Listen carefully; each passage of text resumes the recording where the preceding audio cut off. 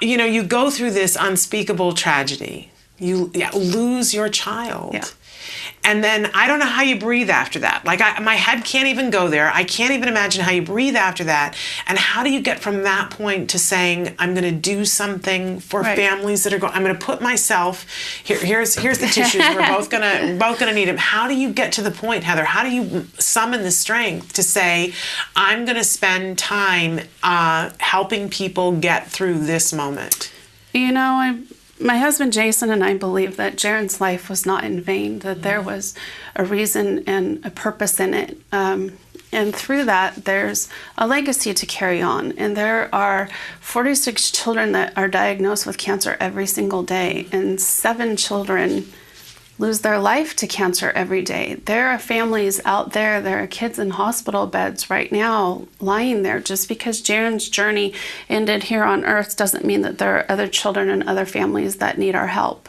And so that's what our goal is to reach out to those families and to help them. Yeah. And just be a support, show them love. Yeah. And you really make it your business to help the whole family, help the parents to get through this. Yes. And you are someone that I know that they can share with because they know what you've been through, and that makes it easier for them to talk about all the things that they're feeling. It's an entirely remarkable venture that you're doing. We've been talking about the power of one, and honestly, you're an inspiration. And for those of you who might be watching and going, well, this is a show about autism, why are we talking about pediatric cancer? The truth is that some of our children with autism end up having cancer as well. We've had that happen in our personal autism-live family. We've got a guest who's going to be on in a couple of weeks talking about what her son has just gone through. And one of the things that she shared with us is that there's not enough information about these two things together.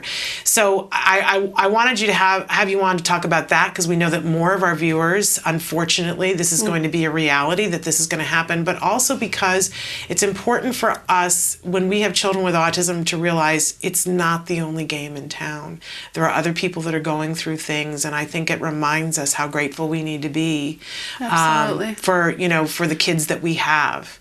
That's a really important thing, and I think sometimes we forget that. One of our cancer families posted something last night that I had actually forgotten about until she said it. And I remember when Jaren was going through treatment, these treatments are so toxic, and one of the side effects was hearing loss. And I was so devastated knowing that Jaren was possibly going to have hearing loss and he would be wearing hearing aids. And his pediatrician told me, Heather, would you rather have Jaren here with hearing aids or not have Jaren at all? And let me tell you, now knowing, I would rather have Jaren here with hearing aids. I'll bet. So those struggles and those trials, there can be greatness that comes out of that. And absolutely. We gain strength from that. Yeah. And you're walking a very tall walk now, helping other families.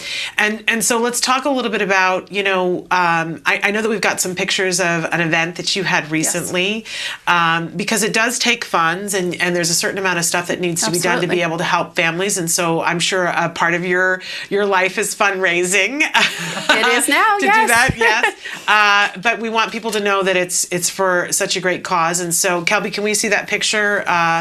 Tell us a little bit about this event. Well, that's myself and my husband Jason in the green, and the couple that we are hugging are Robert and Natasha Thompson. They are in South Carolina actually, and they were one of the first families that we helped.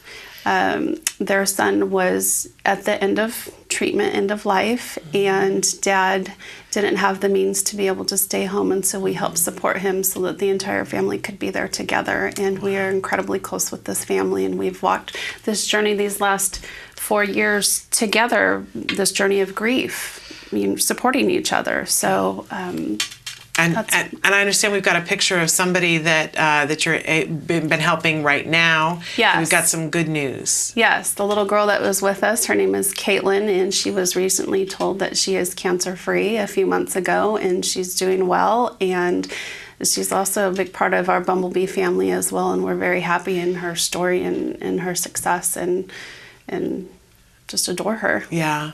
Well, I'm sure that those celebrations, while maybe few and far between, are really, really important when kids start to do better. Their highs and their lows, we like to be there with them throughout all of that, to celebrate in that.